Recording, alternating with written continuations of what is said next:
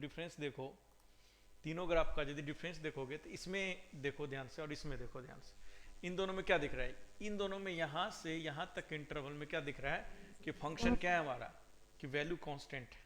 ठीक है। और तीसरे वाले में देखो तो भाई वो इस पॉइंट तक तो इंक्रीज किया और इंक्रीज करने के बाद क्या हो रहा है, डिक्रीज कर रहा है। तो फर्स्ट वाले केस में क्या बोलेंगे, क्या बोलेंगे, स्ट्रिक्टली इंक्रीजिंग, बता चुका ये बात। सेकेंड वाले केस में क्या बोलेंगे, इंक्रीजिंग ओनली बोलेंगे। और थर्ड वाले केस में क्या बोलेंगे, इंक्रीजिंग डिक्रीजिंग दोनों हो रहा है। ठीक है, दोनों हो रहा है। ठीक है, ये बात सबको समझ में आता है? ये ऑलरेडी मैं डिस्कस कर चुका हूँ। देखो बार बार मैं बोलता हूँ, कैलकुलस ऐसा चैप्टर है जो आपको ना जे एडवांस में आपको बेड़ा पार कर सकता है। अलजेब्रा पे कभी भी ट्रस्ट करना डेंजरस होता है। ठीक है, अलजेब्रा पे कभी भी ट्रस्ट नहीं किया जा सकता है, क्योंकि अलजेब्रा का क्वेश्चन बहुत ही खतरनाक बनता है। प्रोबेबिलिटी देखो, प्रोबेबिलिटी है, कितना खतरनाक क्वेश्चन बनता है। आपने पेपर दिया है, इजी मॉडरेट क्वेश्चन भी पूछ देगा ना तो हालत खराब कर देगा। ठीक है, अलजेब्रा प्रोबेबिलिटी के बाद क्या, परमुटेशन कॉम्बिनेशन, दोनों सेम ही चीज़ है। परमुटेशन से कभी क्वेश्चन नहीं पूछेगा, उसको यूज करेगा सही तरीके से प्रोबेबिलिटी में। उसके बाद बाइनोमियल थ्योरम हो गया, बाइनोमियल थ्योरम से यदि आपको सीरीज का ढंग का क्वेश्चन पूछ दिया तो हालत खराब कर देगा। ठीक है, सीरीज का, सीरीज सॉल्विंग का क्वेश्चन। ठीक है, उसके बाद कौन सा आता है, सीक्वेंस सीरीज, उसमें भी सीरीज सॉल्विंग का ढंग का क्वेश्चन पूछ दिया तो नहीं होगा आपसे। ठीक है, उसके बाद कौन सा चैप्टर बाकी है, क्वाड्रेटिक क्वेश्चन। चलो क्वाड्रेटिक क्वेश्चन का बहुत टफ क्वेश्चन नहीं करेगा, उसके क्वेश्चन किया जा सकता है, लेकिन उसका क्वेश्चन ना जल्दी पूछता है ना, उसको इस्तेमाल करता है। जैसे परमुटेशन को किसी चैप्टर में इस्तेमाल करता है, वैसे क्वाड्रेटिक को किसी भी चैप्टर में इस्तेमाल कर सकता है। उसके बाद कौन सा चैप्टर, मैट्रिक्स, हाँ बाइनोमियल हो गया, हाँ बहुत जगह कर सकता है। उसके बाद आता है मैट्रिक्स डिटर्मिनेंट। तो मैट्रिक्स डिटर्मिनेंट का क्वेश्चन जाके जे एडवांस का देखो कितना शानदार बनाता है। ऑल्दो मतलब बहुत ज़्यादा मतलब करा जा सकता है, लेकिन शानदार बनता है। तो इसीलिए अलजेब्रा का इतने ही चैप्टर है ऑलमोस्ट। और कौन सा चैप्टर छूटा जे एडवांस के हिसाब से, और कोई चैप्टर नहीं छूटा। ठीक है, इतना ही है। तो इसीलिए जे एडवांस के अकॉर्डिंग, ठीक है ना, आपका जो अलजेब्रा वाला पोर्शन है, ठीक है, उसमें बहुत आप अच्छे परफॉर्म कर सकते हो। तो वो एक ही चैप्टर है, वो मैट्रिक्स वाला चैप्टर। उससे थोड़ा ठीक ठाक क्वेश्चन आएगा तो कर लोगे, अदरवाइज करना मुश्किल है। अब आते हैं उसके कंपेरेटिवली कोऑर्डिनेट ज्योमेट्री। ठीक है, कोऑर्डिनेट में तुम्हें भी पता है कि सारे फॉर्मूलाज, सारे रिजल्ट A to Z याद रखना पड़ेगा, बढ़िया से कोरिलेट करना पड़ेगा। ठीक है, तो तुम याद करो कि कितना फॉर्मूलाज है और कितने स्टैंडर्ड रिजल्ट हमने लिखवाए हैं। ठीक है, उसको सारे को कलेक्ट करके अप्लाई करना आसान नहीं होता है। ठीक है, तो बचता कौन है फिर, कैलकुलस ही बचता है। कैलकुलस में बहुत पॉइंट्स तो होता नहीं है, लिमिटेड पॉइंट्स होता है, लेकिन आप एक बार उन चीज़ों को पकड़ लोगे, ठीक है ना, कि इसको कैसे अप्लाई करते हैं, और आपके पास प्रॉब्लम सॉल्विंग स्किल थोड़ा भी बन चुका है, तो आप पक्का क्वेश्चन निपटा के आओगे कैलकुलस का। कैलकुलस का क्वेश्चन जो टफ, मतलब जो नहीं बनने वाला होता है ना, वो दो ही जगह से आता है। ठीक है, एक तो आएगा इंडेफिनिट इंटीग्रेशन से। ठीक है, इंडेफिनिट क्या होता है कि खतरनाक होता है। ठीक है, मतलब इंडेफिनिट बहुत मुश्किल ही, कभी कभार तो सॉल्व ही नहीं होगा आपसे, कितना भी दिमाग लगोगे सॉल्व ही नहीं होगा। ऐसा भी नहीं है कि 100% सॉल्व नहीं होगा, बट खतरनाक क्वेश्चन बनता है इंडेफिनिट से। फिर डेफिनेट के क्वेश्चन आप कर सकते हो, बहुत आसानी से कर सकते हो। एरिया अंडर कर्व का भी क्वेश्चन आसानी से कर सकते हो। अब आता है डिफरेंशियल इक्वेशन। तो डिफरेंशियल इक्वेशन इंडेफिनिट का ही एप्लीकेशन है एक तरह से, है कि नहीं? तो इंडेफिनिट आपको आएगा तभी आपको डिफरेंशियल इक्वेशन आएगा। तो यही दो जो चैप्टर है ना, इंडेफिनिट और डिफरेंशियल इक्वेशन, इधर से क्वेश्चन आएगा तो हो सकता है आपसे नहीं सॉल्व हो। रिमेनिंग जितने भी चैप्टर है आप आराम से क्वेश्चन सॉल्व कर सकते हो। समझ बात है? और मेरा यही पॉइंट है। देखो क्या क्या कौन कौन सेक्शन है, देखो तुम, अलजेब्रा हो गया, कोऑर्डिनेट हो गया, कोऑर्डिनेट हो गया, अलजेब्रा कोऑर्डिनेट, उसके बाद कैलकुलस हो गया, उसके बाद ट्रीगो हो गया। ठीक है, ट्रीगो का बात हो गया वेक्टर प्लस 3D। ओके, अब देखो परसेंटेज, अप्रॉक्सीमेटली मैं परसेंटेज बता रहा हूँ कि क्या परसेंटेज रहता है जनरली। ठीक है, तो अलजेब्रा का जो परसेंटेज 20 से 25% रहेगा। ठीक है, कोऑर्डिनेट का जो परसेंटेज रहेगा 15 से 20%, कैलकुलस का जो परसेंटेज रहेगा 25 से 30%।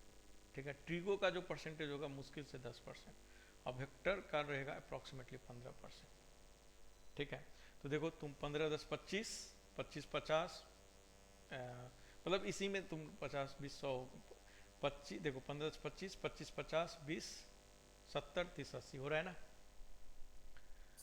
तो अप्रॉक्सीमेटली ये वेटेज रहेगा आपका, मतलब जे एडवांस के पेपर में। और जे मेंस में थोड़ा सा ऊपर नीचे कर लेना, ठीक है। जे मेंस का थोड़ा सा मतलब अलजेब्रा का और थोड़ा बढ़ा देना, ठीक है। कोऑर्डिनेट का भी बढ़ा लेना।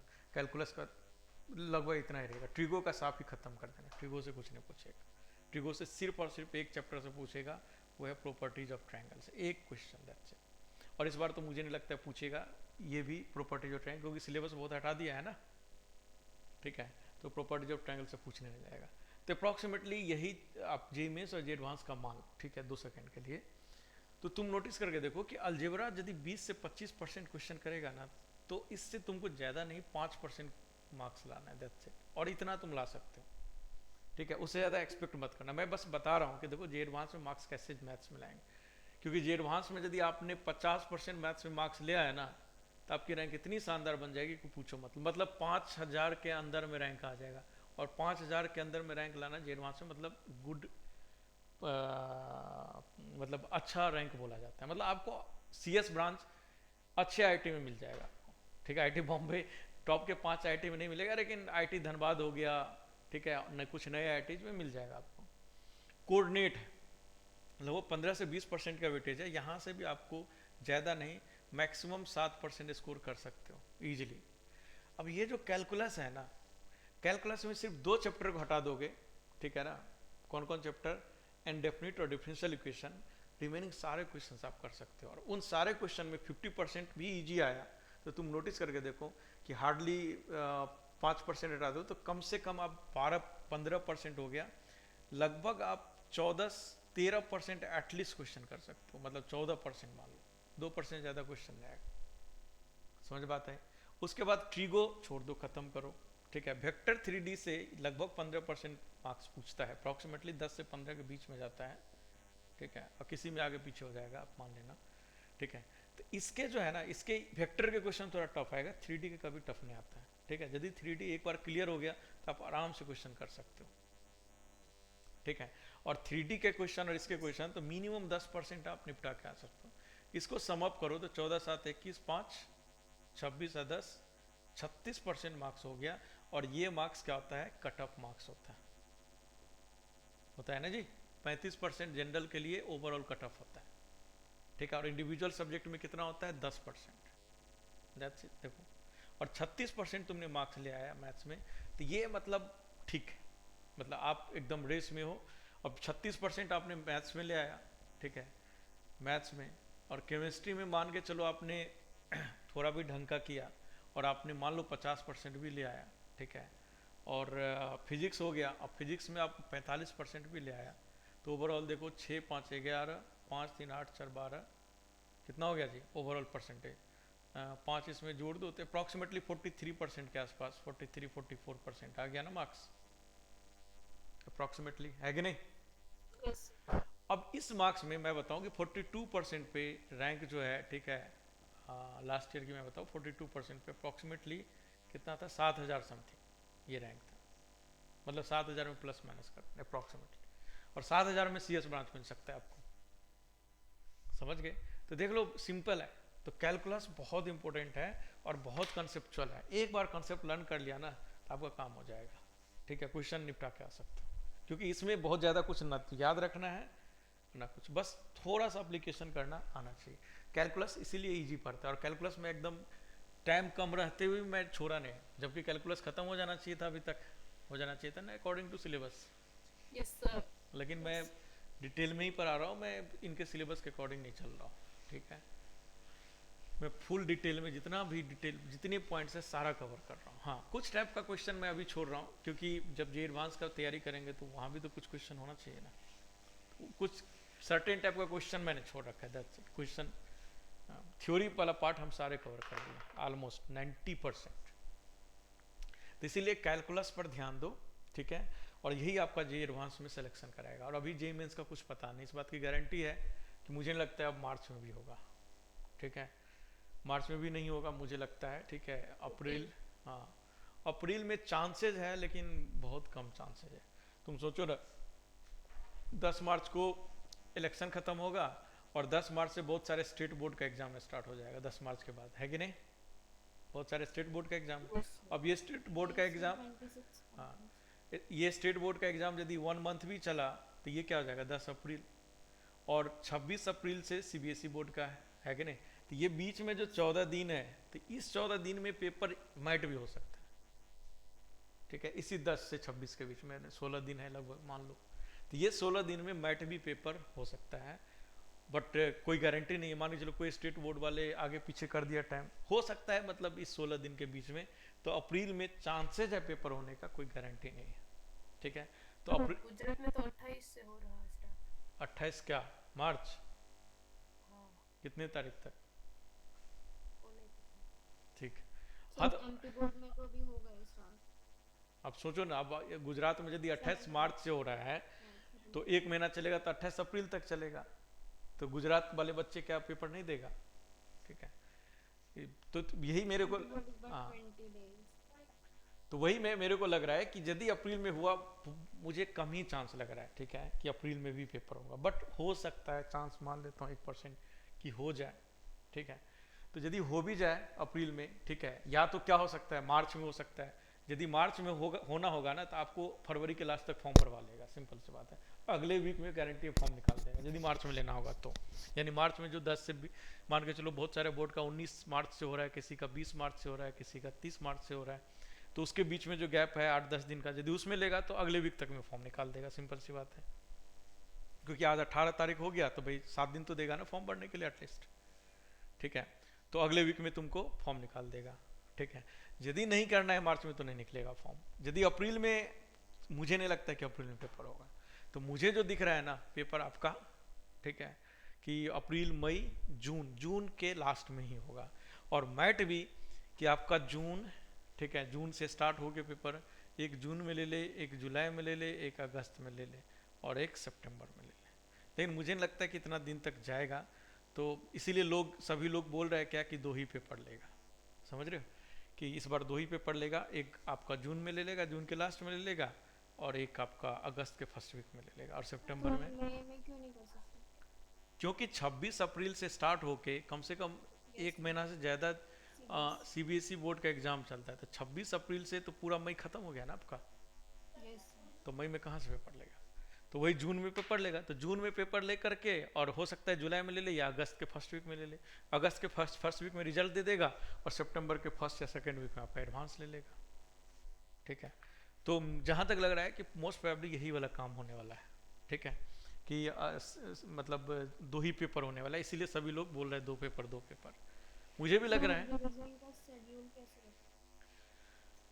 पहले सिलेबस खत्म होने दो, रिवीजन का शेड्यूल सिंपल सी बात है, ठीक है, अभी लगभग हो ही गया है। रिवीजन का शेड्यूल के लिए कुछ नहीं करना है, कि आप अपने टाइम जो है ना, आपका टाइम, ठीक है, आपके टाइम 24 घंटे हैं, ठीक है, 24 घंटे को 3 पार्ट में डिवाइड करो, 8 घंटे 8 घंटे 8 घंटे, 8 घंटे हो गया आपका अनप्रोडक्टिव काम, ठीक है, अनप्रोडक्टिव काम मतलब समझ रहे हो, सोना खाना पीना, दैट्स इट, ठीक है, ये जो 8 घंटे है ये रिवीजन, और ये जो 8 घंटे है इसमें जो भी न्यू पढ़ रहे हो उसका काम, और क्लास, न्यू प्लस क्लास।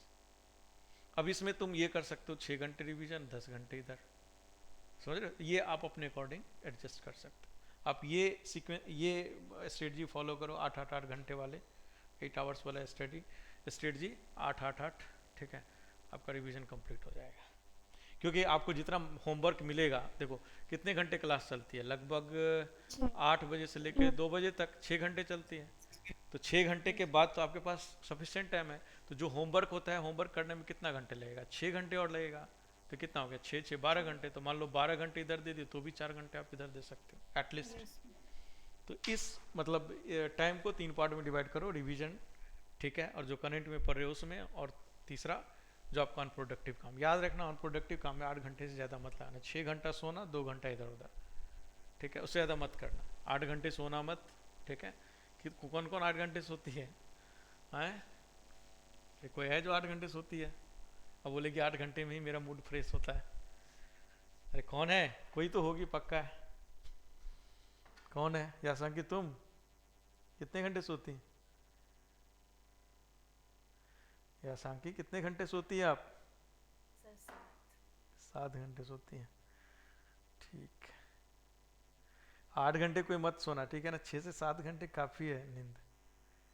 8 घंटे सोने का मतलब कि आपके बॉडी में ना विटामिन या विटामिन डी का कमी है, समझ गए, चेक करा लेना, सोचने वाली नींद आती है सर, ठीक है। 8 घंटे सो लिए तो। हाँ तो चेक करा लेना, विटामिन डी का मोस्टली कमी होता है।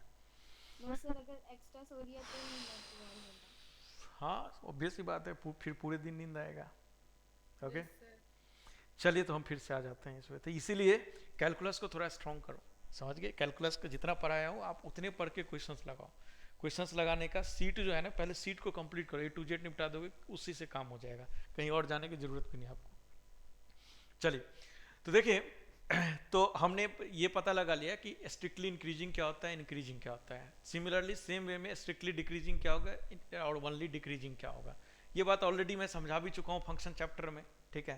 तो यहाँ और ज़्यादा करने की बजाय, ठीक है, लिखते हैं। तो सबसे फर्स्ट पॉइंट लिखो, a function is said to be strictly increasing in an interval. A function is said to be strictly increasing in an interval. A function is said to be strictly increasing in an interval, in an interval, in an interval, in an interval, मान लो interval a comma b, in interval A B, close ले लो open ले लो doesn't matter, interval A B, for any x1 comma x2 belongs to a comma b, x2 belong to a comma b, if x2 is greater than x1, this implies, ठीक है, f of x2 is greater than f of x1, ठीक है। यदि ये imply कर रहा है, ठीक है, किसी भी x के लिए, ठीक है, तो इसका मतलब क्या होगा कि फंक्शन को हम क्या बोलेंगे, स्ट्रिक्टली इंक्रीजिंग बोलेंगे, है कि नहीं, समझ में बात आई। सिमिलर वे में, ठीक है, इन सिमिलर वे, ठीक है, in similar way strictly decreasing के लिए क्या होगा कि if x2 is greater than x1, this implies f of, अच्छा डिक्रीजिंग के लिए नहीं, इन ओनली इंक्रीजिंग के लिए लिख लो पहले, मतलब सेम ऊपर में स्टेटमेंट लिख के स्ट्रिक्टली इंक्रीजिंग ना लिख करके only increasing, if x2 is greater than x1, this implies और f of x2 is greater than and equal to f of x1, this implies, मतलब इस केस में क्या होगा, यदि इक्वल हो गया तो क्या होगा इस केस में, क्या होगा जी, ऑब्वियस बात है, यदि इक्वल हो गया तो सेम हो जाएगा, और सेम होगा तो इस केस में क्या होगा, ओनली इंक्रीजिंग होगा, क्या होगा, ओनली इंक्रीजिंग होगा। समझ बात है कि नहीं, ठीक है।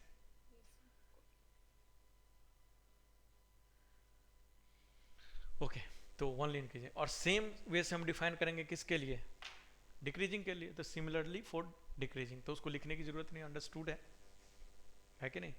सिमिलर डेफिनेशन क्या होगा, स्ट्रिक्टली डिक्रीजिंग के लिए, strictly sorry only increasing decreasing के लिए, अरे होगा कि नहीं होगा, यस सर। ठीक है। तो वो मैंने लिखवाया नहीं, वो अंडरस्टूड है, ठीक है, तो लिखवाने की जरूरत नहीं। अच्छा अब बताओ, इन जो ये जो केस है, ठीक है, स्ट्रिक्टली इंक्रीजिंग और स्ट्रिक्टली डिक्रीजिंग होने के लिए क्या फंक्शन को जरूरी है कि कंटिन्यूअस और डिफरेंशिएबल होना चाहिए, बताओ। No sir. No sir. जरूरी नहीं है, यदि फंक्शन कंटिन्यूअस और डिफरेंशिएबल नहीं भी है तब भी स्ट्रिक्टली इंक्रीजिंग और डिक्रीजिंग हो सकता है कि नहीं। Yes sir. तो लिख लो कि in ever form, in ever form यानी in ever case function need not be continuous और differentiable, in ever case function need not be continuous and differentiable, मतलब जब भी डिफरेंशिएबल और कंटिन्यूअस नहीं हो फंक्शन तो उसको इंक्रीजिंग डिक्रीजिंग इसी तरह से पता लगाएंगे, एफ डैश एक्स वाला फॉर्मूला नहीं लगाएंगे, क्योंकि हमें पता है कि F dash x is greater than 0 होता है तो स्ट्रिक्टली इंक्रीजिंग होता है, बता चुका हूं मैं, है कि नहीं। लेकिन ये फॉर्मूला कब लगाओगे, जब फंक्शन डिफरेंशिएबल होगा तभी तो ये फॉर्मूला लगाओगे, फंक्शन डिफरेंशिएबल ही नहीं है तो कहाँ से फॉर्मूला लगाओगे, फंक्शन कंटिन्यूअस ही नहीं है तो कहाँ से डिफरेंशिएट कर दोगे, है कि नहीं। तो जब भी फंक्शन डिफरेंशिएबल या कंटिन्यूअस नहीं हो, ठीक है, तब आपको ये वाला से पता लगाना पड़ेगा कि हमारा इंक्रीजिंग है या डिक्रीजिंग है। समझ में बात है कि नहीं। ओके, सबको समझ में आ गया ये पॉइंट? ठीक है, नेक्स्ट पॉइंट लिखो। ये तो हो गया किसी इंटरवल में फंक्शन का इंक्रीजिंग और डिक्रीजिंग का डेफिनेशन। अब दूसरा पॉइंट है कि किसी पॉइंट पे मुझे इंक्रीजिंग और डिक्रीजिंग पता लगाना है। ओके, तो किसी पॉइंट पे मुझे इंक्रीजिंग डिक्रीजिंग पता लगाना है, ठीक है, तो हम क्या पता लगाएंगे? लिखो, a function is called increasing at point x equal to x1 इफ a function is called increasing at point x equal to x1. A function is called increasing at a point x equal to x1 if for some h is greater than 0, for some h is greater than 0, it is at a point x equal to x1 if for some h greater than 0, ठीक है, it is increasing, ठीक है, it is increasing in x1 minus h, ठीक है, और comma x1 plus h। कि देखो ये मान लो कोई भी हमारा कर्व है, ठीक है, कोई भी कर्व है, और इस पॉइंट पे मुझे पता लगाना है कि ये इंक्रीजिंग है या डिक्रीजिंग है, ये x1 पॉइंट है। तो ऑब्वियस सी बात है, कोई h मैंने ग्रेटर देन 0 ले लिया, याद रखना h टेंडिंग टू 0 मत लिखना, ठीक है, टेंडिंग टू 0 बहुत छोटा चीज हो गया तो हम नहीं पता लगा सकते। x ग्रेटर देन 0 लिखेंगे तो थोड़ा सा मैं इधर आ जाऊंगा और थोड़ा सा इधर आ जाऊंगा, और इन दोनों जगह देखूंगा कि ये ग्राफ इंक्रीजिंग है एक्चुअल में, ठीक है, ये ग्राफ इंक्रीजिंग है, तो हम इंक्रीजिंग बोल सकते हैं ना कि उस पॉइंट पे है कि नहीं? तो यहाँ पे h टेंडिंग टू 0 नहीं लोगे, h ग्रेटर देन 0, बहुत जगह ना h टेंडिंग टू 0 लिख देता है, जो कि गलत है। h टेंडिंग टू 0 मतलब बहुत ही छोटा होगा इंटरवल, और उस इंटरवल में हम नहीं पता लगा पाएंगे, तो इसीलिए h ग्रेटर देन 0 लेंगे। यही डेफिनेशन लिखा हुआ है। पॉइंट पे डिफाइंड होता है क्या? तो यही तो मैंने बताया कि इस पॉइंट पे इंक्रीजिंग और डिक्रीजिंग, जस्ट इमेजिन करो ये पॉइंट है, इस पॉइंट को मैं इनलार्ज करूंगा, कर्व को बहुत बड़ा कर्व बनाऊंगा, इनलार्ज करूंगा, माइक्रोस्कोप से देखूंगा, तो यहाँ दिखेगा ना कि कर्व इंक्रीज करे या डिक्रीज करे, स्लोप कैसा है दिख जाएगा ना फिर। तो पॉइंट पर भी इंक्रीज और डिक्रीज करेगा, ऐसा नहीं कि नहीं करे, और पॉइंट से मिलके ही तो कर्व बन रहा है एक्चुअल में। कर्व जो बनता है वो क्या होता है, पॉइंट से मिलके बनता है, तो हर पॉइंट पे इंक्रीज या डिक्रीज कर रहा है, उसी के अकॉर्डिंग ना कर्व इंक्रीज डिक्रीज करेगा। तो ऑब्वियस बात है पॉइंट पर भी इंक्रीजिंग डिक्रीजिंग डिफाइन होगा, और उसका डेफिनेशन इस तरह से लिखेंगे। समझ में बात है कि नहीं? आया समझ में? ठीक है, तो यदि इस इंटरवल में ये फंक्शन इंक्रीजिंग हो गया तो हम बोलेंगे इस पॉइंट पे इंक्रीजिंग है, इस फंक्शन में इस इंटरवल में डिक्रीजिंग हो गया तो हम क्या बोलेंगे, इस इंटरवल में हमारा फंक्शन क्या है, डिक्रीजिंग है। समझ गए?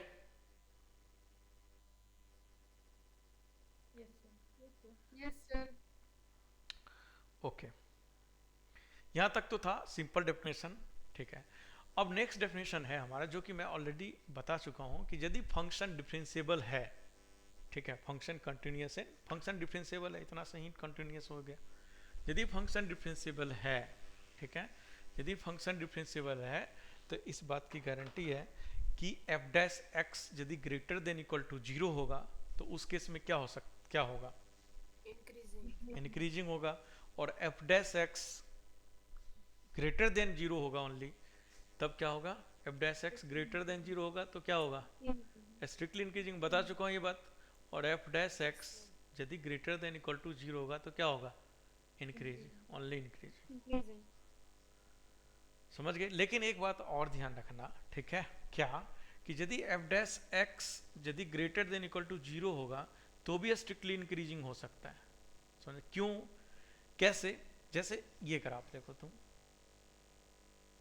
ये ग्राफ देखो, एफ डैश 0 पे एफ डैश 0 मैं निकालूंगा तो वो 0 के बराबर है कि नहीं?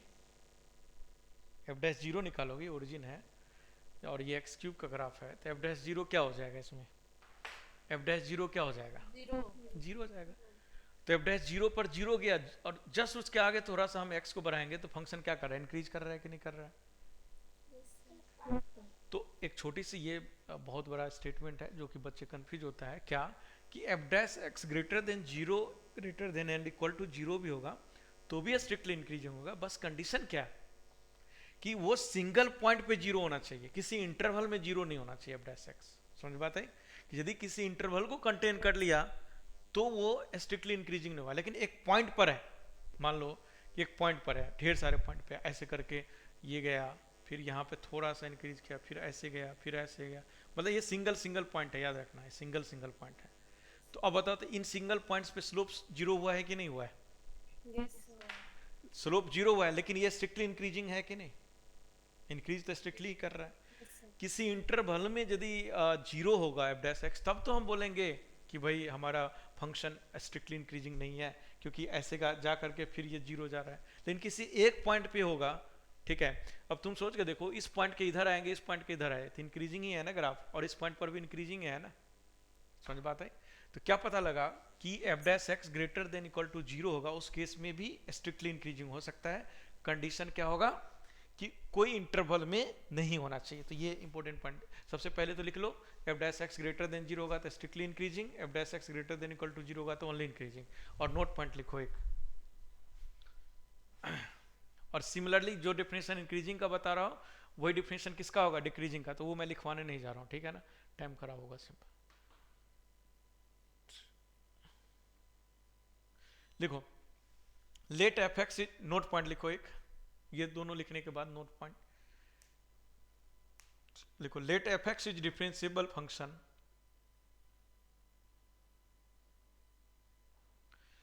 let fx is differentiable function, then it is a strictly increasing function,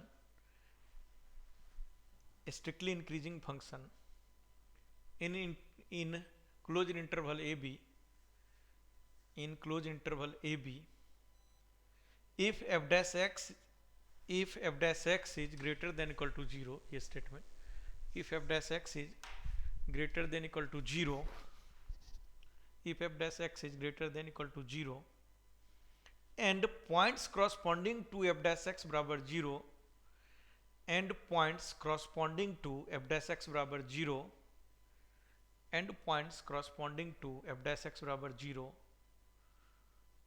f dash x बराबर 0 should not contain an interval, should not contain an interval, should not contain at an interval, that is the point should be discrete point, that is the point should be discrete point। समझ में आया कि नहीं आया क्या लिखवाया मैंने? Yes sir.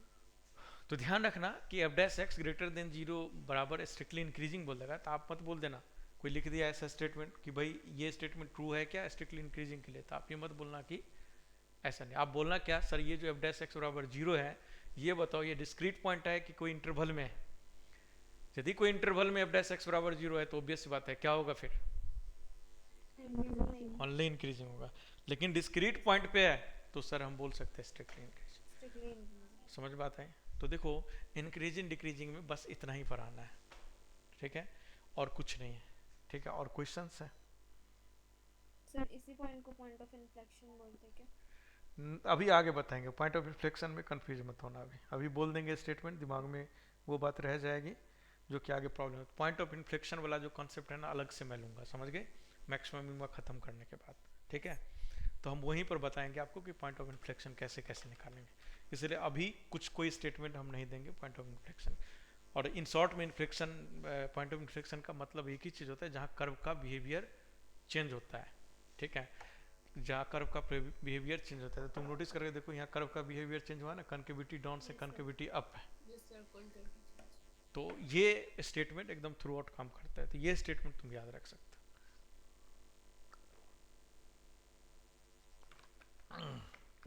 But detail version हम मैक्सिमम मिनिमा खत्म करने के बाद हम इन्फ्लेक्शन पे जाएंगे, point of inflection. Point of inflection के बाद हम कर्व ट्रेसिंग पे जाएंगे, कर्व ट्रेसिंग के बाद हम एरिया, कौन सा area? Sir area under curve. नहीं वो तो उधर है भाई, हम एओडी चैप्टर की बात करें।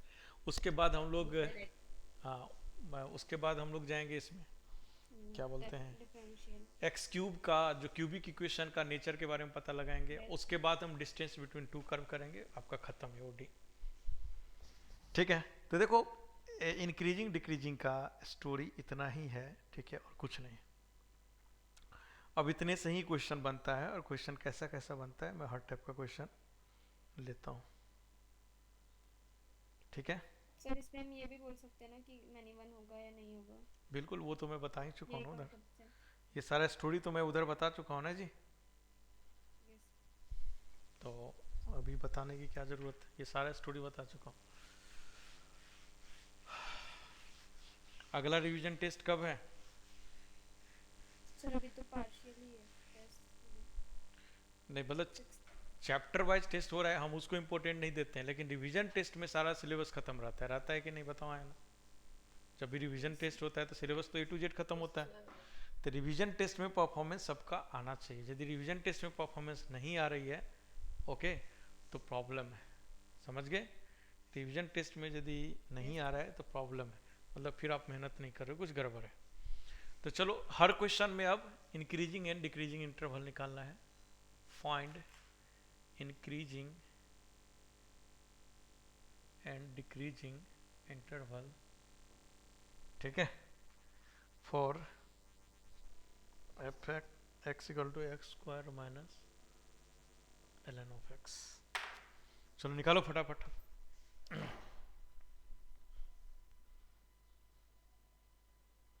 आपका ये चैप्टर खत्म हो गया, अब क्वेश्चन है। अब हम जितने क्वेश्चन लेंगे उतना टाइम लगेगा।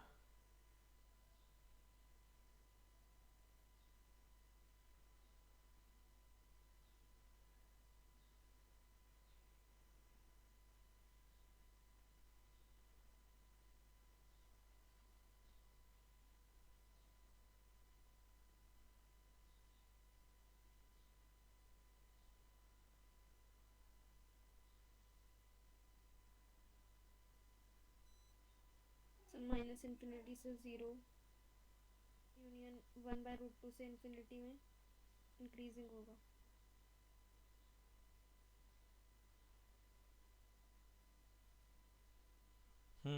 आंसर आपका है फाइनल? 0 से 1/√2 में डिक्रीजिंग होगा। इंक्रीजिंग है, मैं लिख देता हूँ, चेक करो, सब लोग का आना चाहिए आंसर जी। इंक्रीजिंग 1/√2 से इन्फिनिटी, डिक्रीजिंग 0 से 1/√2। Yes sir. चलो देखो सबका आया ये। Okay. Yes sir. Yes sir.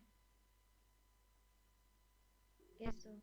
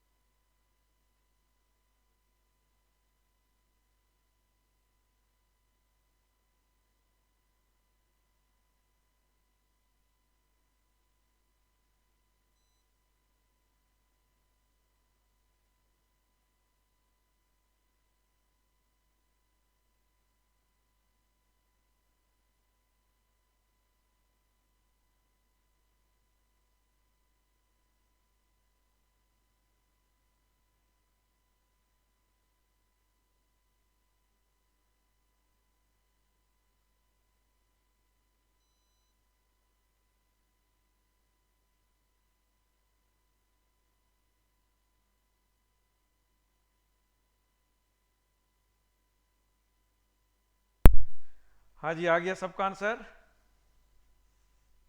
Hello, yes sir. आ गया? ये आंसर आ गया जो मैंने लिखा है?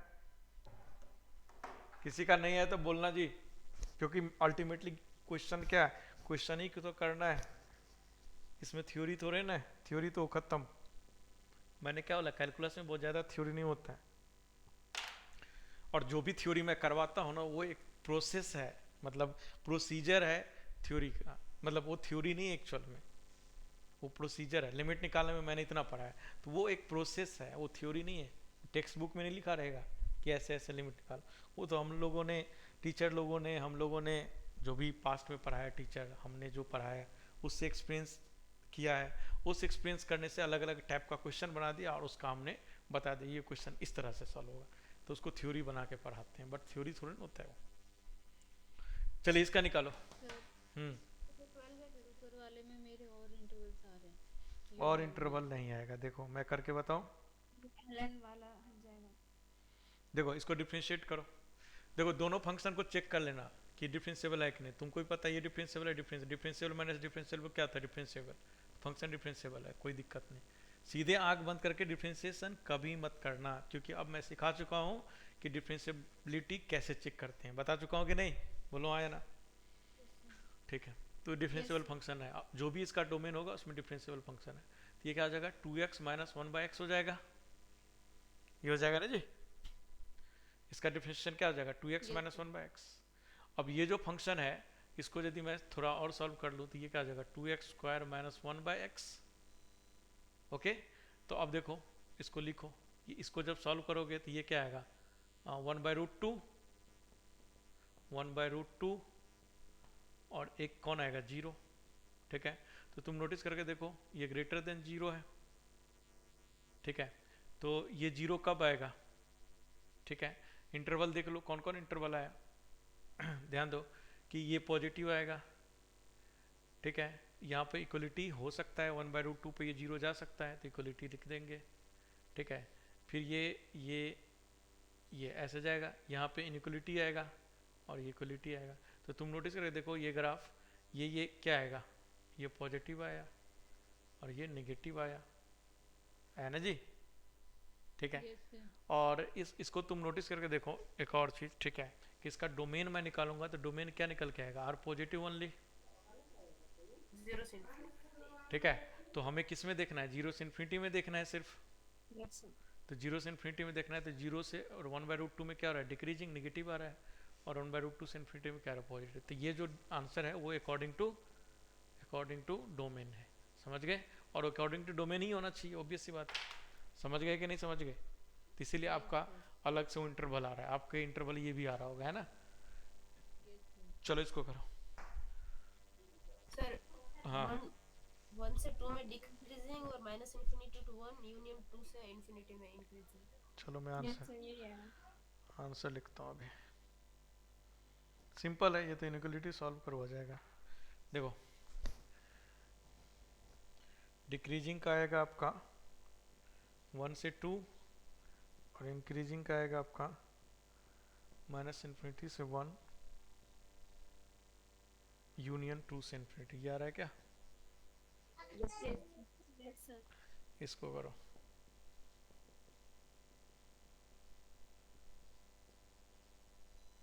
इसको करो।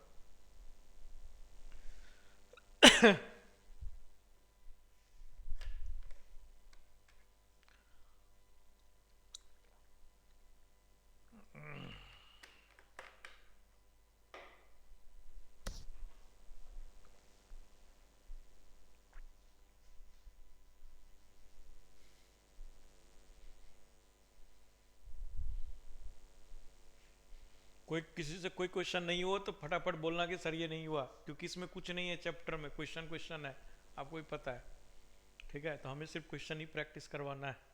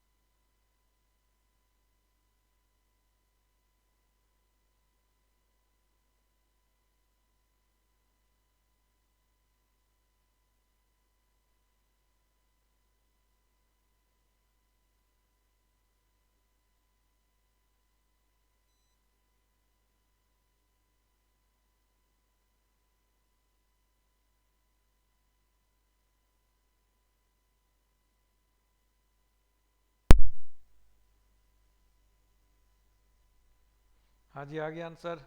थोड़ा सा ये अलग टाइप का क्वेश्चन है।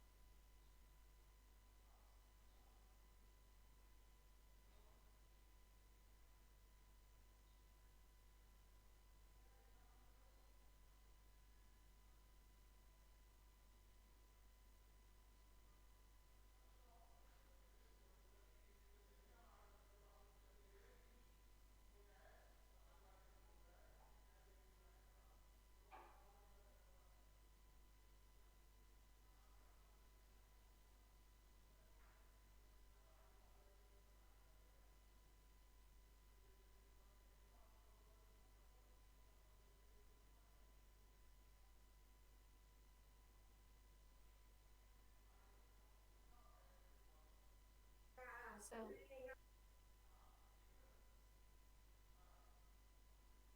सर हाँ बोलिए। सर 2n पाई से 2n pi plus pi by 3 union n pi comma 2n-1 pi by 2 पे इंक्रीजिंग। ओके,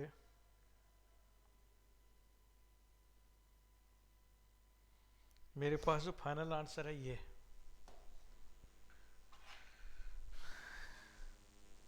इंक्रीजिंग जो है वो है 2n पाई से लेकर के 2n pi plus pi by 6 में।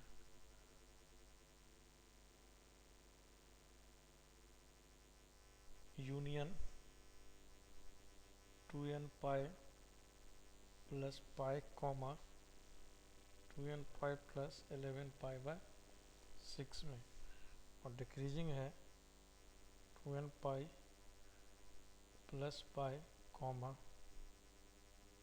2n pi plus 11 pi by 6 में। एक selection pi by 6 2n pi plus पाई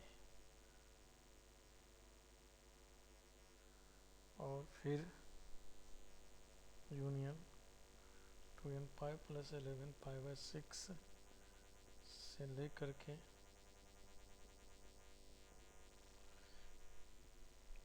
ये आंसर है। सर वो पाई बाई 6 नहीं आ रहा, वहाँ पाई बाई 3 आ रहा है। अब देखो तुम्हारा आंसर गलत है या मेरा, ये तो मैं सॉल्व करूंगा तभी पता लगेगा। और लोग सर बताओ क्या है, सॉरी, और लोग बताओ क्योंकि क्या सर रहा वो है। cos x ग्रेटर देन 1/2 आ रहा है तो पाई बाई 6।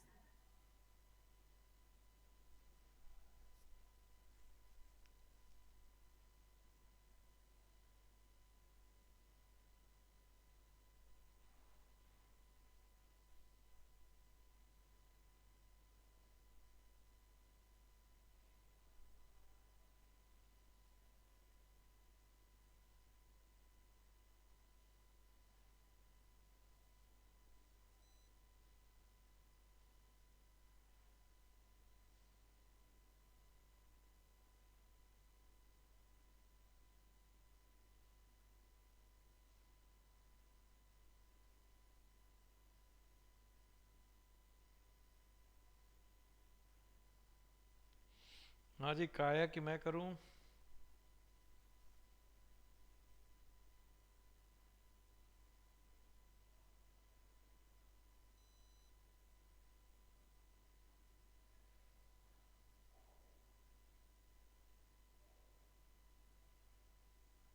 सर वहाँ पाई 5/3 ही आएगा शायद।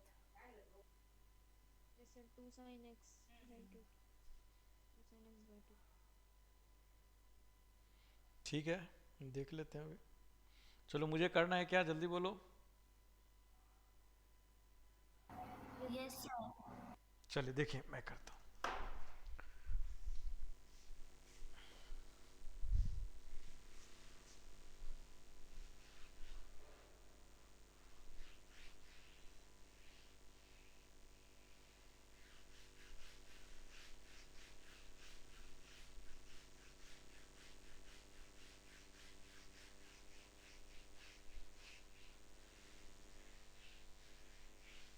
चलिए देखिए तो क्वेश्चन क्या बोला कि y इक्वल टू क्या है, sine square x plus cos x. यदि इसको डिफ्रेंशिएट करोगे y डैश तो ये क्या आ जाएगा, 2 sine x into cos x plus minus sine x. देखो तो ये आएगा, बेस को डिफ्रेंशिएट करने पे यही आएगा। Yes sir. और इसमें से यदि मैं साइन एक्स को कॉमन ले लूँ तो ये क्या आ जाएगा, 2 कॉस एक्स माइनस 1। ओके आएगा ये। Yes sir. तो यस सर। सबसे पहले क्या करते हैं, ठीक है, कि 0 से 2 में तुम नोटिस करके देखो कि इस पूरी फंक्शन का यदि मैं पीरियड निकालूं तो इसका पीरियड कितना है, 2 पाई। ठीक है, इसका पीरियड कितना है, कॉस एक्स है और उसमें 2 मल्टीप्लाई, तो भी ये पीरियड कितना आएगा, 2 पाई आएगा। 2 pi। और ये -1 है तो -1 भी करूंगा तो ओवरऑल पीरियड इसका क्या आएगा, 2 पाई आएगा। करेक्ट? अरे हाँ या ना, जल्दी बोलो, क्योंकि माइनस करने से तो कोई फर्क नहीं पड़ेगा ग्राफ में, और माइनस करने में कोई फर्क भी नहीं पड़ेगा। तो ओवरऑल इस फंक्शन का भी पीरियड कितना आएगा, 2 पाई, और इसका भी 2 पाई। तो ये 2 पाई है, मल्टीप्लाई में है, तो मल्टीप्लाई में क्या करते थे, दो फंक्शन का मल्टीप्लाई होता था तो पीरियड कैसे निकालते थे। सर दोनों में अलग अलग केस लिख के, पहले दोनों ग्रेटर देन 0 फिर दोनों लेस देन 0 तो इंक्रीजिंग होगा। अरे हम ये बोल रहे हैं, ठीक है ना, कि इस ओवरऑल फंक्शन का पीरियड कितना होगा। पीरियड हम कैसे निकालते थे, दो फंक्शन का मल्टीप्लिकेशन होता था तो पीरियड कैसे निकालते थे, सर एलसीएम। एलसीएम लेके। तो 2 पाई इसका भी 2 पाई, तो एलसीएम क्या आएगा, 2 पाई। तो इसका मतलब पीरियड इसका क्या होगा, 2 पाई। समझ में बात आई। तो अब मैं क्या करूंगा कि 2 पाई में हम पता लगा लेते हैं, 0 से 2 पाई में हम पता लगाते हैं कि कहाँ पे मेरा फंक्शन पॉजिटिव है और कहाँ पे मेरा फंक्शन निगेटिव है। जहाँ पे मेरा फंक्शन पॉजिटिव होगा तो ऑब्वियस सी बात है इंक्रीजिंग होगा, और जहाँ पे वहाँ डिक्रीजिंग होगा। और फिर उसमें हम क्या कर देंगे, क्योंकि 2 पाई मेरा पीरियड है तो 2n पाई से हम जोड़ देंगे, है कि नहीं। भाई 2n पाई क्यों जोड़ेंगे, आपने क्यों 2n पाई जोड़ा, इसीलिए ना क्योंकि ये इसका पीरियड 2 पाई होगा, है कि नहीं। समझ गए। तो हम 0 से 2 पाई में, तो 0 से 2 पाई में ये पता लगाने के लिए हम क्या करेंगे फर्दर, कि भाई सबको पता है कि निगेटिव या पॉजिटिव कहाँ होता है। यदि ये पॉजिटिव है तो पक्का है ग्राफ फंक्शन की वैल्यू कहीं 0 आया होगा, और फिर ये निगेटिव क्या होगा, पॉजिटिव से यदि निगेटिव जाएगा तो बीच में 0 आएगा कि नहीं आएगा, बोलो आया ना, बिल्कुल 0 आएगा। तो बीच में 0 आएगा तो इसका मतलब पहले ये पता लगा लेते हैं कि 0 से 2 पाई में ये कहाँ कहाँ 0 हो रहा है। ओके, तो 0 से 2 पाई में ये कहाँ कहाँ 0 होगा, सोच के देखो। 0 से 2 पाई में कहाँ कहाँ 0 होगा, सबसे पहले कॉस एक्स का π/3 पे 0 होगा, तो ये गलत लिखा हुआ है π/6। ठीक है, π/3 पे 0 होगा तो π/3 पे 0 होगा। फिर कहाँ पे 0 होगा, जब π/2 आएगा तो π/2 पे 0 होगा। ठीक है, सॉरी π/2 नहीं, पाई पर 0 होगा। पाई के बाद किधर 0 होगा, π/6 के बाद, पाई के बाद किधर 0 होगा, सॉरी π/3 के बाद किधर 0 होगा जी, ये cos x हाफ जहाँ जहाँ आएगा। तो सोचो cos x हाफ कहाँ कहाँ आता है, देखो 0 से 2 पाई में cos x हाफ यहाँ आएगा, देख तो इस पॉइंट पे आएगा, है कि नहीं। और ये पॉइंट कितना आ जाएगा, π/3, और एक इस पॉइंट पे आएगा, तो ये कितना होगा, ये कितना होगा जी, हाँ, तो कितना आएगा 11 π/3, है ना भाई। 11 π/3 पे आएगा ना, क्योंकि ये वाला पॉइंट क्या है मेरा, या ये वाला पॉइंट क्या है 2 पाई, तो 2 पाई में से माइनस नहीं कर सकते।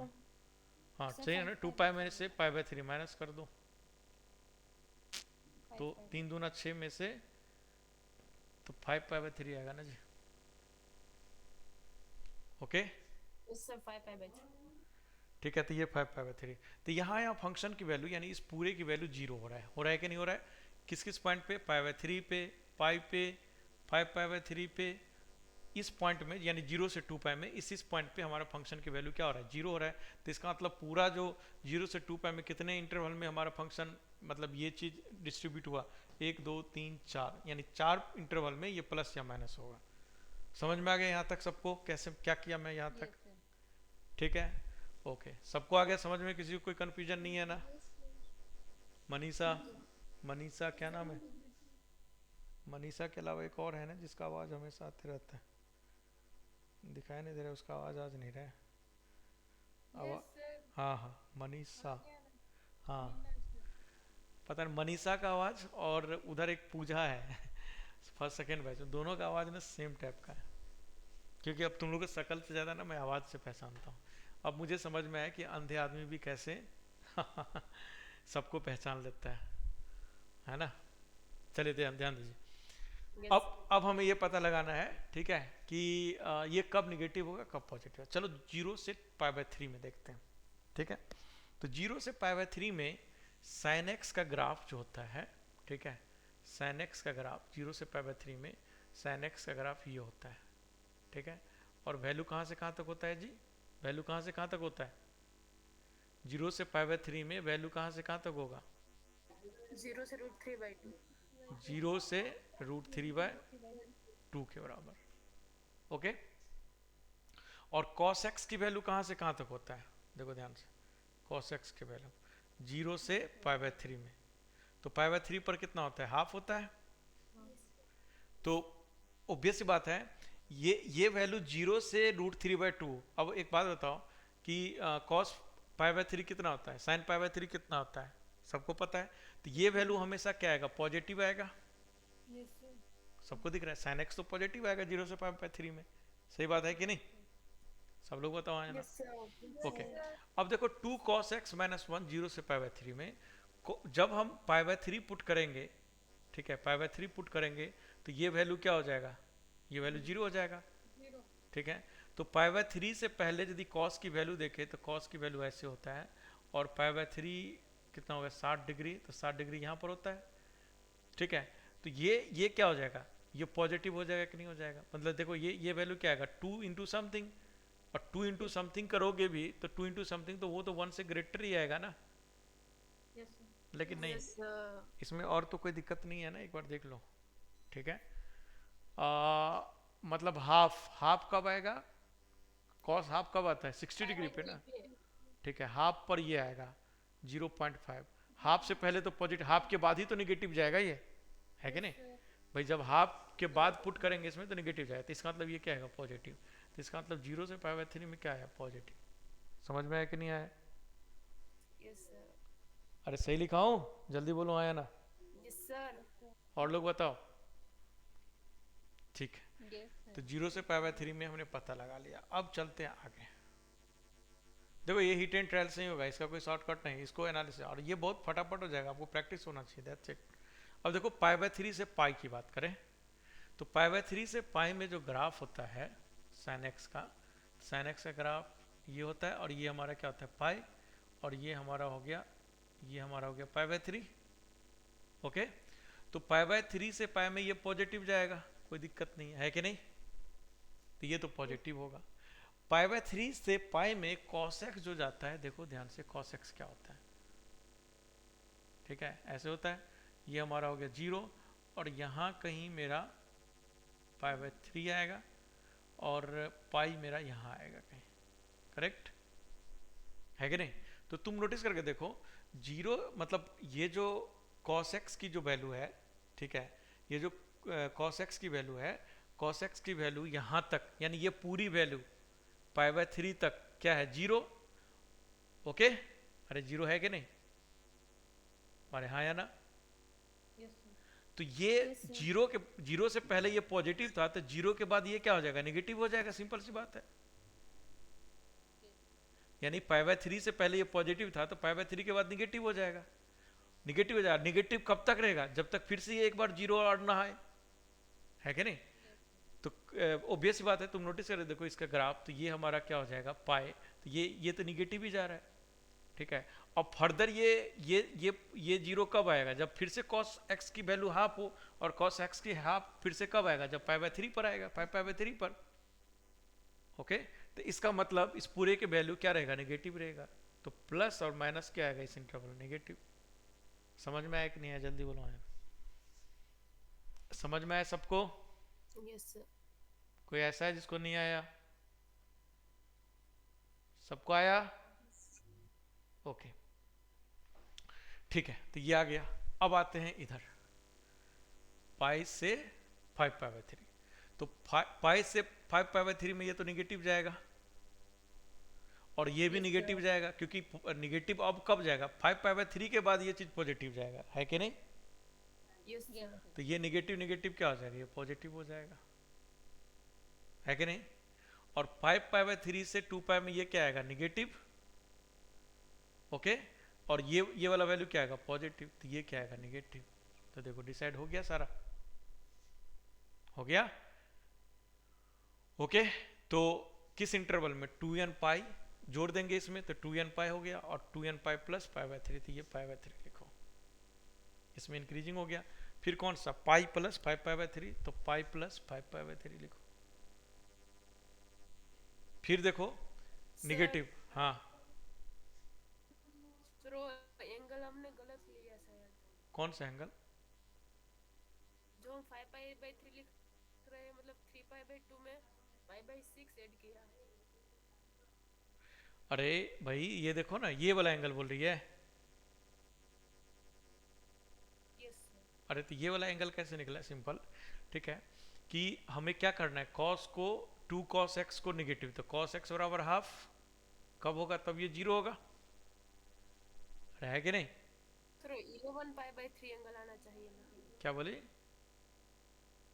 चेक कर लेते 11 हैं, पाई बाय 3 ठीक है, देख लो ना, cos x equal to half हो जाएगा, cos x equal to half हो जाएगा। Yes sir. cos x जो है हाफ कहाँ कहाँ होता है, देखो ध्यान से, 0 से 2 पाई में, तो ये दो जगह हाफ आएगा, मान लेता हूँ यहाँ पर हाफ, देख तो यहाँ पर आएगा और एक यहाँ पर आएगा, है कि नहीं? Yes sir. तो ये वाला पॉइंट तो पाई बाय 3 हो जाएगा, ओके, और ये वाला पॉइंट क्या हो जाएगा, ये क्या है मेरा 2 पाई, तो cos 2 pi minus pi by 3 करो, ये होगा ना भाई, cos 2 pi minus pi by 3 करेंगे तो यहीं पर पहुंचेंगे ना। नहीं नहीं नहीं, नहीं सर, गलत पाई बोला, माइनस पाई बाय 6 करेंगे तो होगा। तब यहाँ पहुंचेंगे। ये क्या है मेरा, ये वाला पॉइंट क्या है, ठीक है, या ये वाला पॉइंट क्या है, पाई। देखो cos ये वाला पॉइंट है मेरा पाई, ठीक है, तो पाई में सर वो 3 पाई बाय 2 है तो उसमें फिर पाई बाय 3 ऐड कर देंगे, किसमें, वो जो जहाँ आपने बताया cos 0 हो रहा है। अरे ये देखो ये वाला पॉइंट मुझे निकालना है, ये वाला पॉइंट निकालना है cos का, ठीक है ना, तो जहाँ तो 0 हो रहा है वो 3 पाई बाय 2 है तो उसमें पाई बाय 3 ऐड करेंगे ना फिर। हाँ तो क्या हो जाएगा देखो, तो इसमें साइन लेना पड़ेगा आपको, क्योंकि पाई बाय 2 आ जाएगा तो cos आ जाएगा, ठीक है ना, तो ठीक है, तो साइन ये वाला लेना पड़ेगा, तो ऐसे ले सकते हो, साइन 3 पाई बाय 2 और plus pi by 6 pi by 3, अरे यार ये हो क्या रहा है, cos x equal to half है और मुझे ये पॉइंट निकालना है, ठीक है, तो ये पॉइंट जो है, ठीक है, कौन से क्वाड्रेंट में जाएगा, ये पॉइंट कौन से क्वाड्रेंट में जाएगा बताओ, फोर्थ में।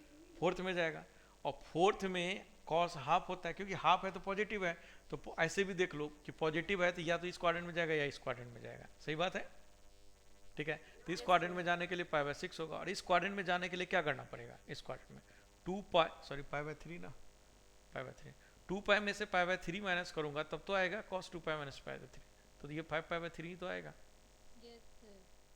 Yes, sir. ठीक है, छोड़ो वैसे, ऐसे देख लो तुम, समझ में आया? अरे इस क्वाड्रेंट में कभी भी जाते हैं तो क्या करते हैं हम, 2 पाई में से माइनस करते हैं, तो ये देखो ना cos 2 pi minus pi by 3 क्या आएगा, cos 2 pi minus pi by 3 cos pi by 3 आएगा ना जी, अरे जैसा कि बताओ आया ना, तो cos पाई बाय 3 कितना होता है, हाफ, अब इस एंगल को जोड़ो तो ये एंगल कितना है, cos 5 pi by 3, cos pi by 3 कितना है, सर हाफ ऐसे आएगा नहीं ना, होगा। ऐसा नहीं होगा, क्या दिक्कत है भाई ऐसे में, हैं क्या प्रॉब्लम सर बताओ, 11 पाई बाय 3 ना, वो जो लिखा हुआ है ना यहाँ पे, जो मैंने लिख दिया था गलती से, वो पाई बाय 6 के अकॉर्डिंग लिखा गया। क्यों? क्योंकि तुम नोटिस करके देखो, 2 पाई माइनस पाई बाय 6 करो तो 6 दूना 12, तो 12 पाई में से पाई बाय 6 कितना है? 11 पाई बाय 6 हुआ ना, इसलिए वहाँ पे 11 पाई बाय 6 गलती से लिखा। तो यहाँ लेकिन 5 पाई बाय 3। एक बात बताओ, चलो ठीक है, तुम एक बात बताओ, कॉस 5 पाई बाय 3 का वैल्यू बताओ कितना होगा? कितना होगा बताओ? अरे बोलो कितना होगा? या संगी, कॉस 5 पाई बाय 3 का वैल्यू कितना होगा बताओ तुम? 1/2। बस हो गया ना प्रूफ, ठीक है?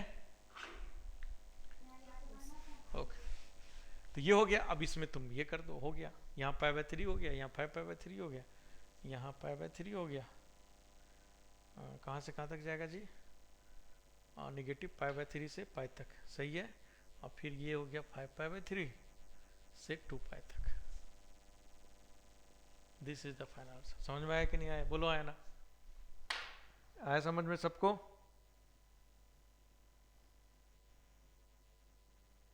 Yes sir.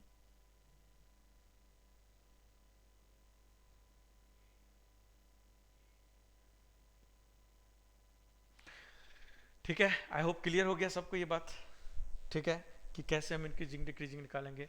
मैंने लॉगरिथमिक फंक्शन ले लिया, मैंने पॉलिनोमियल फंक्शन ले लिया, मैंने ट्रिगोनोमेट्रिकल फंक्शन ले लिया, ठीक है। अब किसी भी तरह का फंक्शन पूछा सकता है। तो आपका सीट जो है, सबके पास सीट है?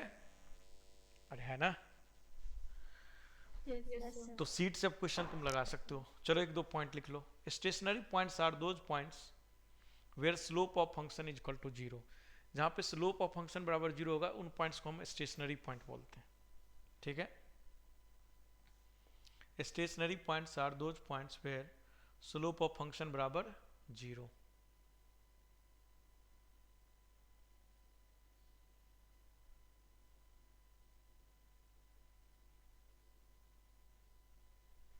ठीक है, लिख लिया सब लोग?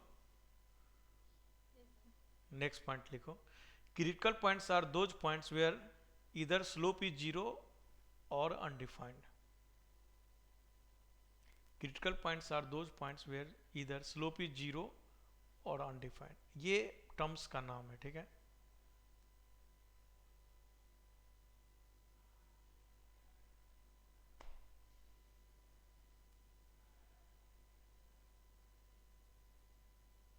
सर स्लोप इज 0 के बाद इफ स्लोप ऑफ 0 और अनडिफाइंड, क्रिटिकल पॉइंट्स उसको बोलते हैं जहां स्लोप 0 हो जाए या अनडिफाइंड हो जाए। तो क्रिटिकल पॉइंट्स स्टेशनरी पॉइंट्स भी होता है, ठीक है।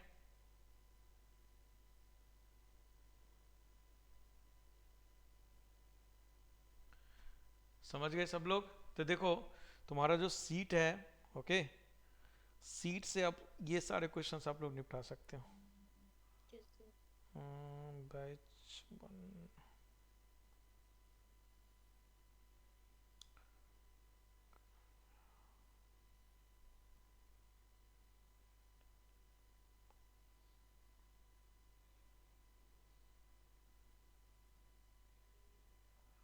तो देखो आप लोग जो है,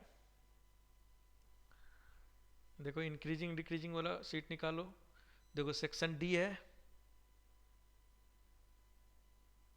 अरे सेक्शन डी दिख रहा है सबको? यस। तो देखो फर्स्ट क्वेश्चन कर सकते हो, सेकंड क्वेश्चन कर सकते हो,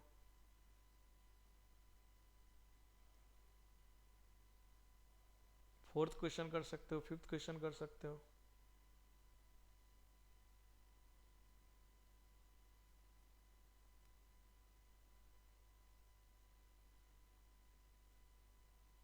बस इतने क्वेश्चन कर सकते हो, ठीक है।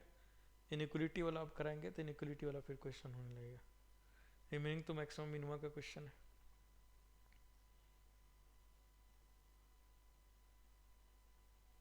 ठीक है, सिमिलरली पीछे से भी पार्ट 2 में जाके देखो, पार्ट टू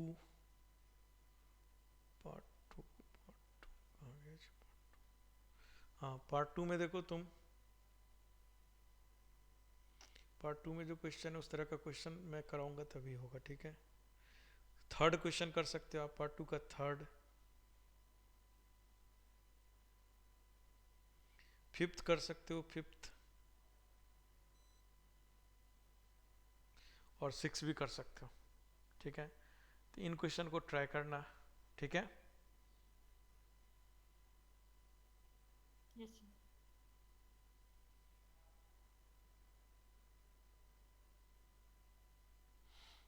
ठीक है, अब देखो कुछ क्वेश्चन इनइक्वलिटी प्रूफ करने का रहेगा, ठीक है, इनइक्वलिटी वाला, ओके। तो इनइक्वलिटी वाला क्वेश्चन करने के लिए क्या है, एक छोटा सा स्टेटमेंट है, उसी स्टेटमेंट से आप इनइक्वलिटी सारा प्रूफ कर सकते हो। जो इनइक्वलिटी वाला क्वेश्चन मैंने अभी छुड़वाया है वो वाला आप करने जा रहे हैं हम लोग। तो देखो ये इंक्रीजिंग डिक्रीजिंग का है, ठीक है, आप लोग करना, जो नहीं है मेरे से पूछ लेना, क्योंकि रिमेनिंग कुछ नहीं है। ट्रिगोनोमेट्रिकल फंक्शन का मैंने एक करके दिखा दिया कि किस तरह से हम पता लगाएंगे, ठीक है। तो ज़्यादा क्वेश्चन आपके बुक में है तो आप बुक से मतलब सीट से कर लेना। अब देखो कि कहीं पे इनइक्वलिटी आपको प्रूफ करना है, क्या प्रूफ करना है कि f x is greater than ji x, suppose proof करना है आपको कि एफ एक्स जो है ना वो ग्रेटर देन जी एक्स है, ठीक है। ये प्रूफ करना है कि to proof F x is greater than ji x, ये बात हमें प्रूव करना है कि एफ एक्स क्या है, ग्रेटर देन जी एक्स है। तो यदि ये बात प्रूव करना है तो क्या मैं ये प्रूव कर दूं तो काम नहीं चलेगा। यदि मैं ये प्रूव कर दूं कि f of x minus g of x is greater than zero, मतलब क्या कि ये जो फंक्शन मैंने निकाला उसको मैं स्ट्रिक्टली इंक्रीजिंग प्रूव कर दूं तो ये बात प्रूफ हो जाएगा कि नहीं, f x is greater than equal to g yes x, sir. Yes sir. ठीक है। तो तो भी हम कर सकते हैं, तो लिखो स्टेटमेंट, ये लिख लिया सब लोग कि to proof F x is greater than ji X for all X belongs to A से बी, ठीक है, ओपन इंटरवल, ठीक है ना, ओपन इंटरवल ए से बी, ठीक है। This implies f x minus ji x is greater than equal to zero. आगे स्टेटमेंट लिखो, to show that f x minus ji x is greater than zero, to show that fx minus gx is greater than 0, we can show that its least value is positive। सही बात है कि नहीं, कि to show that f of x minus g of x is greater than 0, we can show that its minimum value या least value बोल दो, its minimum value is positive। सही बात है कि नहीं, कि यदि minimum value को मैंने पॉजिटिव प्रूफ कर दिया तो उसके बाद वाले जो पॉइंट है, उसके बाद वाला जो वैल्यू होगा तो पॉजिटिव ही होगा, है कि नहीं। जैसे जैसे अपन हम लोग ने किया था ना कि जैसे एक्स स्क्वायर प्लस 1 है, ठीक है, ऐसा लिखा हुआ है। मुझे इसको यदि प्रूव करना है कि ये पॉजिटिव है, तो यदि इसकी मिनिमम वैल्यू को मैं प्रूव कर दूं कि देखो ये मिनिमम वैल्यू 0 है, ओके, और ये 0 है और ये +1 है, ठीक है, तो ओवरऑल इसकी मिनिमम वैल्यू क्या है, पॉजिटिव है कि नहीं।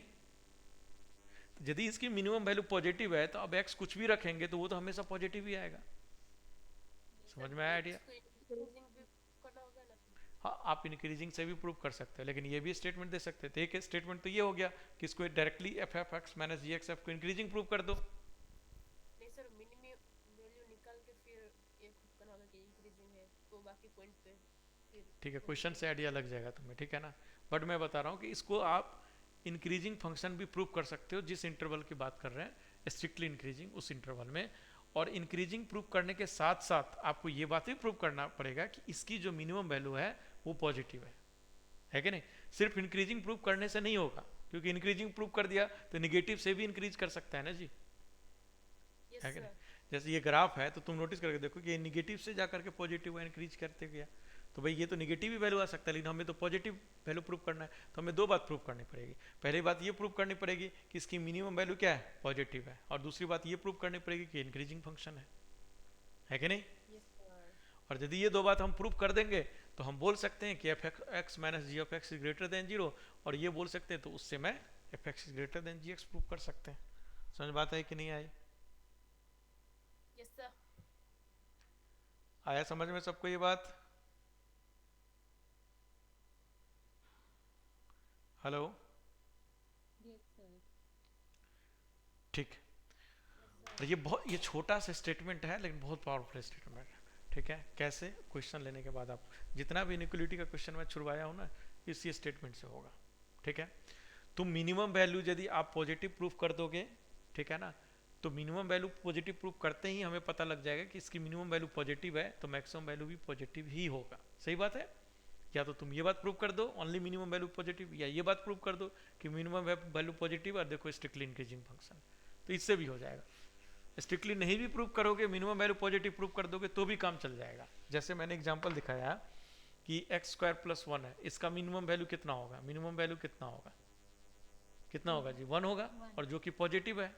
यदि मिनिमम वैल्यू 1 है तो रिमेनिंग कुछ भी वैल्यू इसका आएगा तो वो तो 1 से बिगर ही आएगा ना, तो वो तो हमेशा पॉजिटिव आएगा। तो आप ये भी यदि प्रूव कर दिया कि मिनिमम वैल्यू 1 है तो भी काम हो जाएगा। समझ बात है? मिनिमम वैल्यू पॉजिटिव है तो भी काम हो जाएगा, और स्ट्रिक्टली इंक्रीजिंग प्रूव कर दिया तो और अच्छी बात है। ओके, समझ में आ गया यहां तक सबको? चलो तो क्वेश्चन लिखो। क्वेश्चन है, दिमाग लगाओ सब लोग। If x1 is greater than x2 then prove that x1 minus tan inverse x1 tan inverse x1 greater than x2 minus tan inverse x2। Okay, करो तो इस क्वेश्चन को।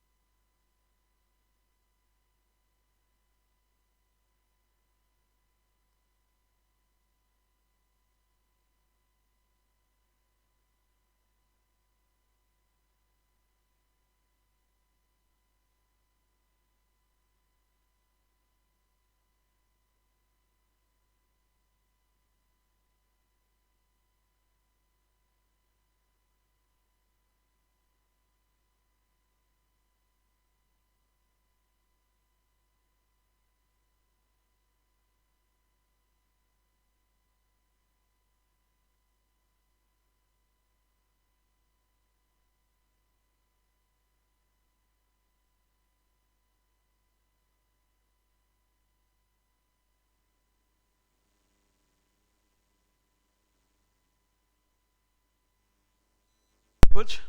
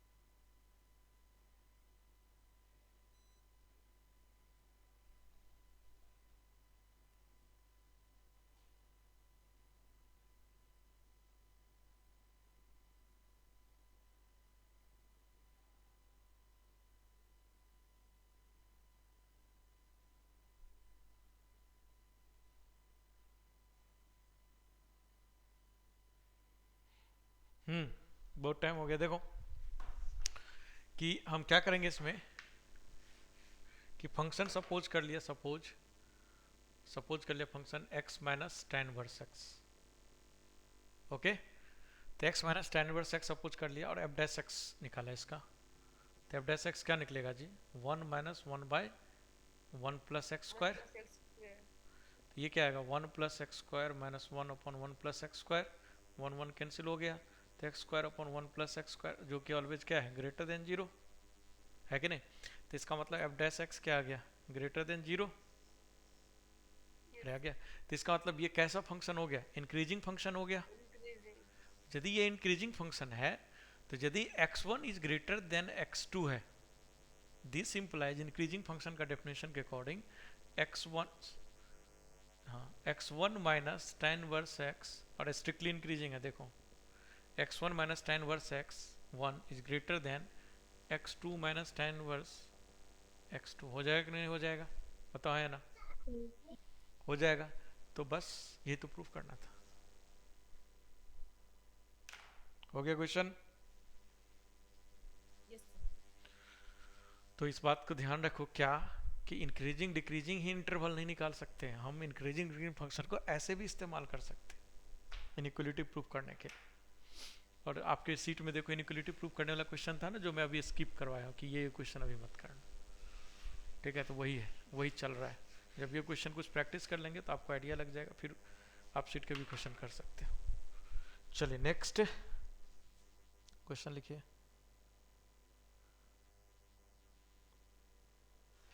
देखिए let f double dash x is less than zero, let f double dash x less than 0 and let g of x is equal to f of 3 minus x plus f of x minus 9, then find interval of increasing and decreasing of gx, okay.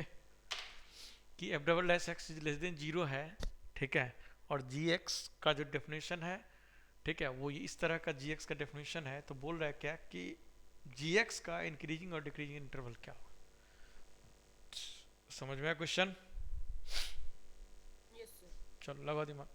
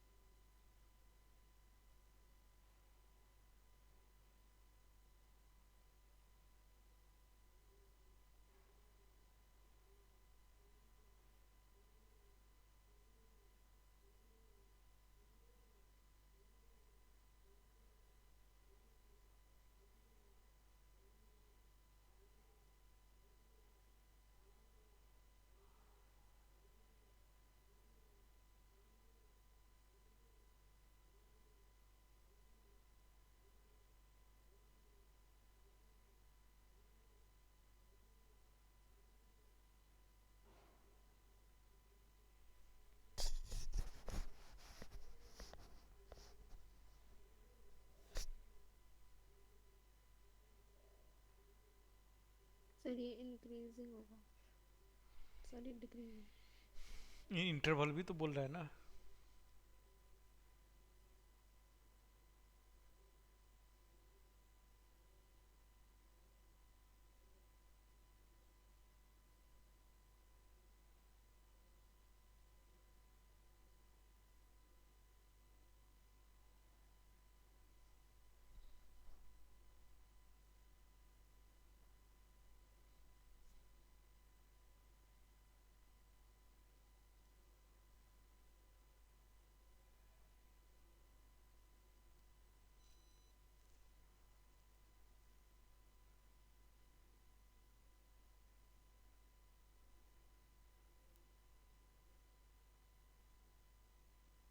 Hmm,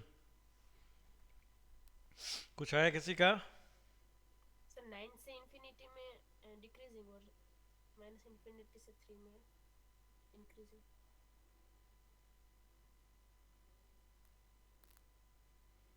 okay, final answer मैं लिखता हूँ, देखो ये answer है final. Minus infinity से 6 में increasing है, minus और डिक्रीजिंग है, ये आंसर।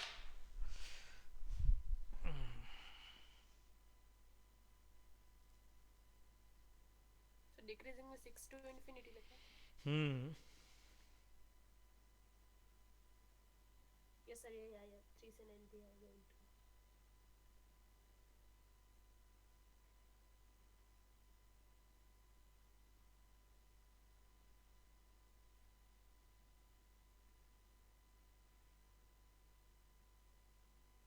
चलिए देखिए कैसे होगा क्वेश्चन।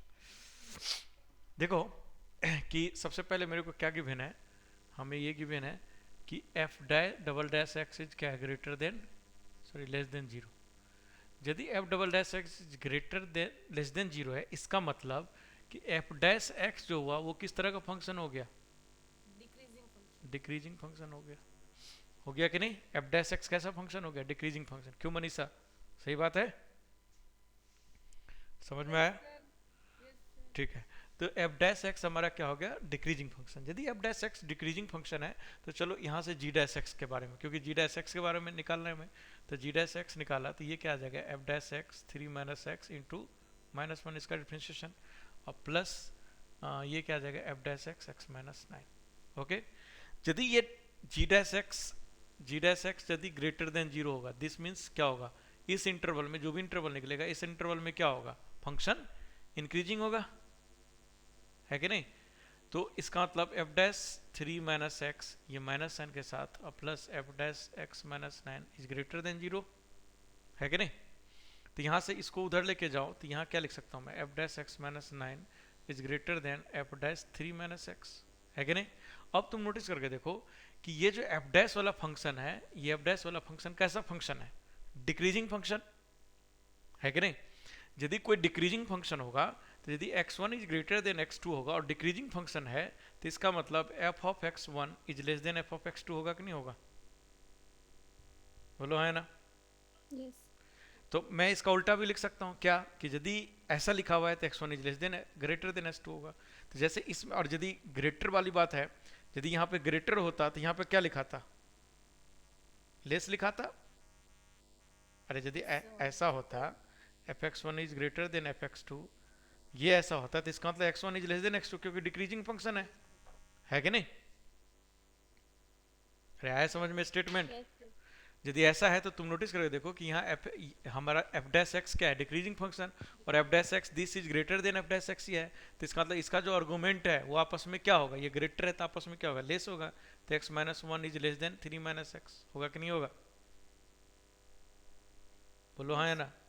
तो इसको इधर लेके आओ तो x इधर लेके आओगे तो 2x इज लेस देन, इसको उधर लेके आओ तो 12, तो x इज लेस देन कितना आएगा, 6, आया कि नहीं आया? तो इसका मतलब माइनस इन्फिनिटी से 6 में क्या हो गया मेरा फंक्शन, इक्वलिटी, खैर इंक्रीजिंग पूछ रहा है तो इक्वलिटी लगा ही सकता हूँ, क्योंकि इंक्रीजिंग पूछ रहा है ना, fine interval of increasing only, तो इंक्रीजिंग है तो इक्वलिटी लगा सकता हूँ, इसीलिए 6 पे इक्वलिटी लग गया। तो ये इस इंटरवल में क्या हो गया, ग्रेटर देन जी डैश एक्स को ग्रेटर देन लेके चला था, तो जी डैश एक्स क्या हो गया, इंक्रीजिंग फंक्शन। समझ में आया कि नहीं आया? Yes sir. और लोग बताओ, कोई कुछ बोल ही नहीं रहे हो, ऐसा लग रहा है कि समझ में नहीं आया कुछ। आया समझ में सबको?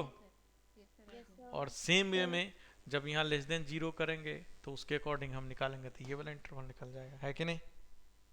सर हम्म। हम एफ डैश एक्स को तब भी जीरो बोलते हैं ना जब फंक्शन इंक्रीजिंग हो और कनकेव डाउन हो, तो फिर हमने इसको कैसे लिख दिया डिक्रीजिंग होगा एफ डैश। अरे भाई एक बात बताओ, यदि F dash X greater than zero होता है, लेस देन जीरो होता है, तो एफ एक्स क्या होता है? क्या होता है? अरे डिक्रीजिंग। तो वैसे ही f double dash x less than zero है, तो एफ डैश एक्स क्या होगा, डिक्रीजिंग। यस। ठीक है? मुझे लगा एफ एक्स। यस। नहीं नहीं, सिंपल, इस लॉजिक से, कोई और लॉजिक नहीं, ये लॉजिक, दैट्स इट। समझ गए? सबको आया समझ में कि नहीं आया? Yes sir.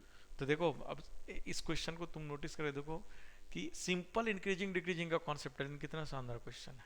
ठीक है? और इसी टाइप का जी एडवांस में आता है क्वेश्चन। जी ओके।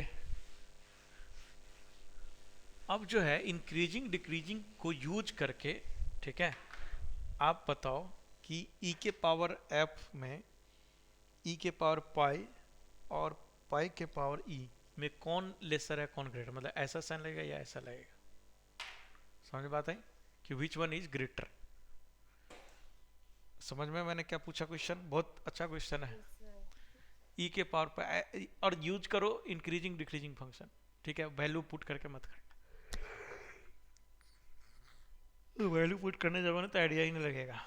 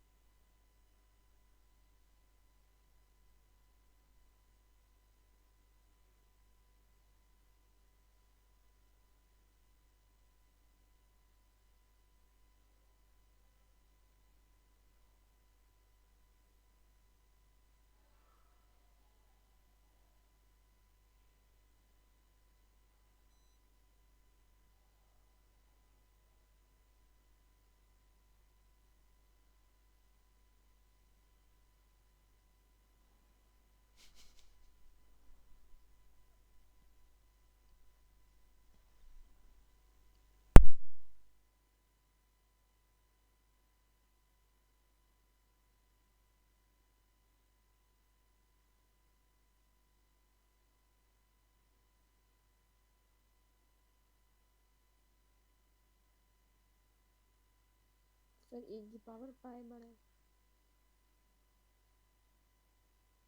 आंसर आया? क्या ए की आंसर है? Power pi. Hmm. Final answer जो है आपका थोड़ा अच्छा क्वेश्चन है, गलत सही है answer, but increasing decreasing function use करके किया है, कैलकुलस यूज करके प्रूव करना है इसको। सर एलएन में पुट करके किया, एलएन के ग्राफ में। और लोग का क्या है? सर फंक्शन को x की पावर कुछ सपोज कर x के पावर सपोज करो, ठीक है, बिल्कुल x के पावर 1/x इस तरह का कुछ सपोज करो। यस सर एलएन में डाल के भी कर सकते हैं ना, क्योंकि वो भी एक इंक्रीजिंग फंक्शन है। ln में डाल के कर सकते हो, पर ln क्योंकि x, अगर उसकी वैल्यू आएगी बड़ी आएगी, मतलब जिसकी ln वैल्यू बड़ी x आएगी में तो कैसे बड़ा तुम होगा। पुट कर दोगे ये बताओ? fx को सपोज करो x के पावर 1/x, अब फिर प्रूफ करो सारी स्टोरी। ln x से बताओ क्या बोली तुमने, ln x सपोज कर लिया फंक्शन है, यस सर, तो ln x सपोज कर लिया, फिर उसमें वैल्यू पुट करके देखेंगे लेकिन ln x उसकी क्यों पावर सपोज पाई। किया आपने? सर क्योंकि वो एक इंक्रीजिंग फंक्शन है, अगर उसमें वैल्यू पुट करेंगे तो अगर उसकी वैल्यू बड़ी आएगी फंक्शन की, तो जो डालेंगे वो भी बड़ा होगा, इसलिए अच्छा, ln x क्योंकि ग्रेटर देन 0 है। इंक्रीजिंग है। यस सर, पूरे पूरे इंटरवल में इंक्रीजिंग है इसलिए। तो ln x में कहाँ इस तरह का फंक्शन कैसे आ जाएगा बताओ? सर तो पाई की पावर तो नहीं आ पाएगी। वही तो, पाई के पावर कैसे आएगा? सर बट एलएन जो पाई, मतलब एलएन पाई बेस ई में जो ई से बड़ा आएगा सर। नहीं तो मतलब बात तो पाई सही ई से है, बड़ा ठीक है है, ना, पाई तो सर वन पाई से के बड़ा पावर नहीं ई आएगा कैसे लाओगे? पाई। मान के चलो ln x में पाई पाई डालोगे, पाई के पावर क्या डालोगे? ई डालोगे, तो ई इंटू ln पाई आएगा, और इधर yes sir, pi into ln ये आएगा, तो इधर पाई आ जाएगा, पाई आ जाएगा। और इधर यस क्या आ सर, जाएगा? ई इंटू, इंटू एलएन पाई।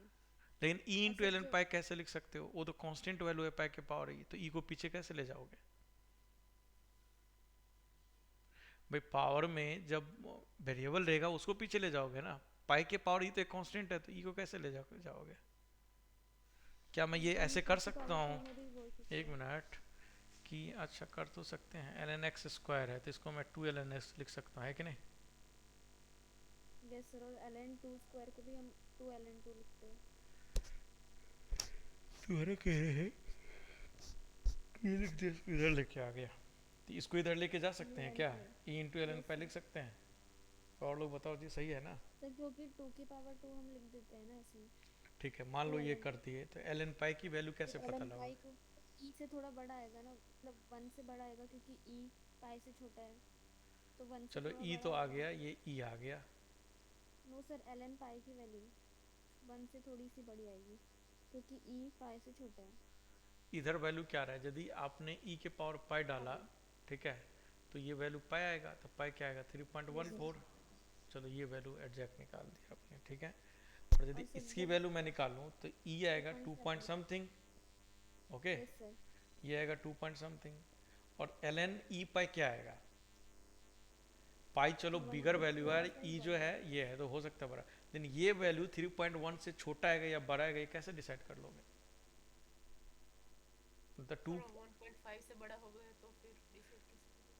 पॉइंट समझ रहे हो ना, कि ये वैल्यू यदि तुमको ये पता लगे, कुछ भी मान लो क्या वैल्यू है, ये तो एग्जैक्ट वैल्यू कुछ पता नहीं है कि 2 से मल्टीप्लाई करेंगे, आप तो गेस कर रहे हो बस, यहाँ भी तो गेस नहीं करना है ना, समझ गए? तो आप पे मेथड फेल है। आप अगर x के इसको पावर, पुट कर देंगे तो क्या बोले? हो जाएगा। अगर एलएन पाई को, क्या एल एन पाई? एल एन पाई के वैल्यू आपको नहीं पता है ना जी, आप तो अप्रॉक्सीमेटली निकालोगे, आपको तो पता ही नहीं है वैल्यू, पता है क्या एल एन पाई की वैल्यू? नहीं ना, है कि नहीं? एल एन पाई की वैल्यू नहीं पता, इसीलिए तो हम अगर गेस नहीं निकाल कर ले तो सकते। फिर निकाल। फिर तो यदि ऐसे करना होगा तो ई की वैल्यू पाई की वैल्यू रख के देखो, वैसे कर लो, है कि नहीं? सर उसमें कंफ्यूजन हो जाएगा ना, आपको फिर ग्राफ को इसलिए यूज ही नहीं करना है, मतलब सॉरी, टेबल को यूज ही नहीं करना है आपको, तो मैंने बोला कैलकुलस यूज करके प्रूफ करो, मैंने बोला ना पहले ही, क्वेश्चन है कि using calculus proof that this, ये तो मैं क्वेश्चन ही क्लियर कर रखा हूं पहले ही, क्या? तो आप कैलकुलस करके एग्जैक्टली प्रूफ करो कि एग्जैक्टली ये ट्रू है।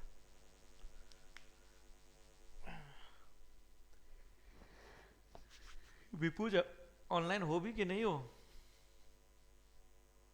विपुज ऑनलाइन है क्या? अच्छा, चलो तुम ऑनलाइन हो। नजमा बेगम ऑनलाइन है? Yes sir. ओके, खुशी बंसल आप हो ऑनलाइन?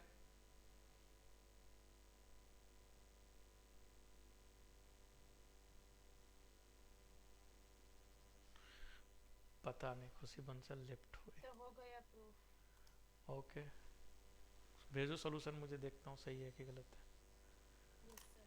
है। मीना चौहान आप ऑनलाइन हो? Yes sir.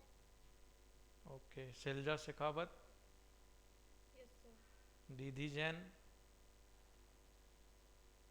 Yes sir. Okay. हाँ बस भेजो तो, सोल्यूशन भेजो तो। यस सर, एक मिनट अभी मैं दूंगी। और लोग दिमाग लगाओ जी, देखो दिमाग तभी बढ़ेगा जब दिमाग लगाओगे, अदरवाइज मैं सॉल्व कर दूंगा तो ऑब्वियस सी बात है समझ में आ जाएगा। ठीक है, इस तरह का क्वेश्चन फिर आएगा तो कर लोगे, नहीं कुछ इस टाइप का फिर से नया क्वेश्चन कुछ देगा तो फिर नहीं करोगे, उसके लिए तो दिमाग बढ़ाना पड़ेगा ना। और दिमाग यही सब क्वेश्चन एक्सरसाइज करेगा आपके दिमाग को।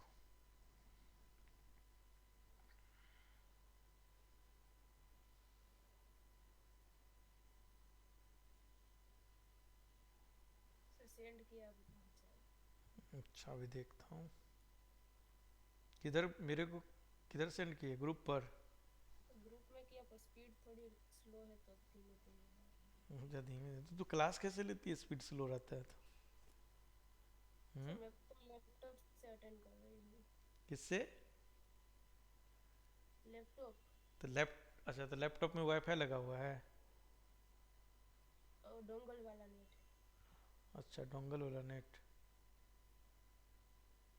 तो वाईफाई होता है ना, तो वाईफाई एक यस सर, एक इसका सॉफ्टवेयर। वाईफाई यूज कर सकते हैं सर हम फोन में। हाँ तो उसको ये विंडोज 10 है ना तुम लोग के पास? Yes sir. हाँ तो विंडोज 10 में आता है ना Yes, हॉट sir. स्पॉट बनाने का, बस हॉट स्पॉट बनाओ और मोबाइल में यूज करो। तो इसमें डायरेक्ट ऑप्शन है। हम्म सर नहीं पहुंच रहा है, एक मिनट।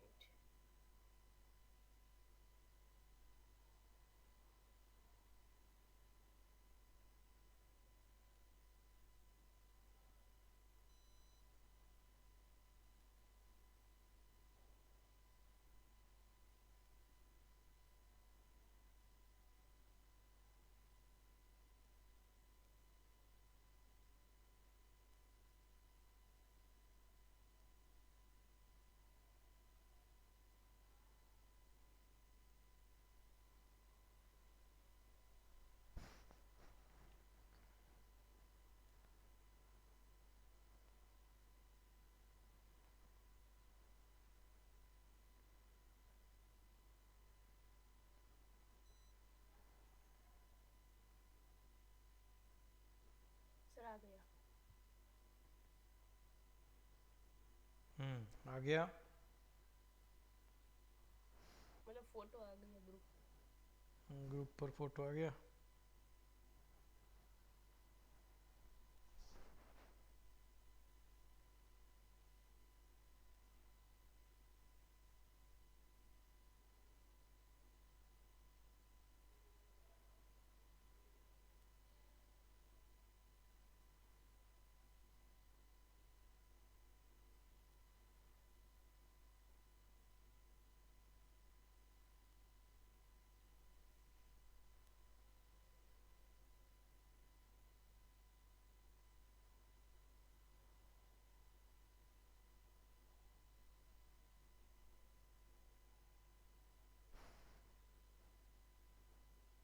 सर ऐसे होगा? ये जो तुम लिखी है फॉर इंक्रीजिंग, तो इसमें 1 माइनस ln x को सिर्फ पॉजिटिव क्यों कर दिया भाई? x के पावर 1/x भी तो है। सर मतलब वो एक्सपोनेंशियल तो हमेशा पॉजिटिव होता है। अच्छा इस तरह से आप लिखिए x और के पावर exponential 1/x, हमेशा positive होता लेकिन इसमें तो एक प्रॉब्लम है ना यहाँ पर।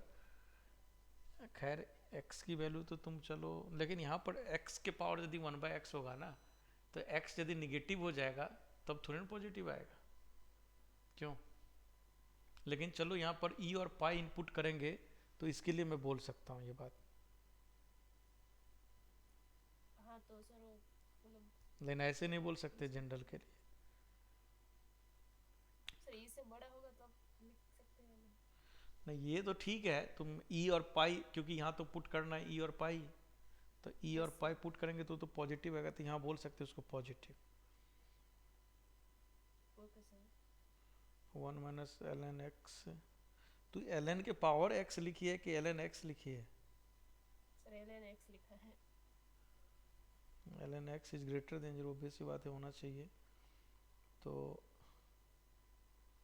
ये नेगेटिव लेस देन कर दी, ओके, तो लेस देन कर दी, तो यहाँ से ई इज ग्रेटर देन पाई लिखी है क्या? ई इज ग्रेटर देन क्या लिखी है? एक्स। सर तो फिर डिक्रीजिंग में लेस देन करेंगे तो मतलब वो सेम ही आएगा, पर वो एक्स बड़ा हो जाएगा ई से। और सर पाई तो उसी इंटरवल में लाई करेगा ना, जब एक्स ई से बड़ा होगा उसी इंटरवल में पाई लाई करेगा, तो डिक्रीजिंग वाला कॉन्सेप्ट इसमें लगाएंगे ना।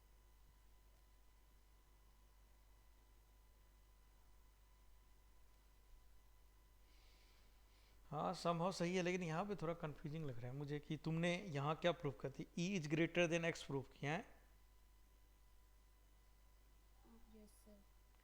ठीक है, for, x less than e. हाँ e is greater than x less than e proof की, तो x less than e proof की, तो यहाँ से क्या प्रूफ हुआ? यहाँ से तो कुछ नहीं निकला। फिर क्या लिखी है? Decreasing for x greater than e, तो प्रूफ कर दिया, फिर पता चला कि उसका कोई यूज नहीं है, फिर डिक्रीजिंग का लिखा था। तो फिर for decreasing for x greater than e, तो decreasing for x greater than e की है, तो decreasing for x greater than e ये स्टेटमेंट कैसे लिखे? सर फिर 1 माइनस एल एन एक्स को लेस देन 0 कर दिया और फिर डायरेक्ट लिख दिया। अच्छा, तो इसमें x greater than e, no pi is greater than e, f is, ठीक है, सही है, ठीक है, कर सकते हैं। चलिए तो देखिए, अब जो है, अब सारे क्वेश्चन कर सकते हो, सिर्फ उसमें कुछ टाइप का क्वेश्चन, खैर आज तुम वही करना जो जो मैंने बोला था, समझ गए? आज वही क्वेश्चंस करना जो जो मैंने बोला था, सुन लिया सब लोग?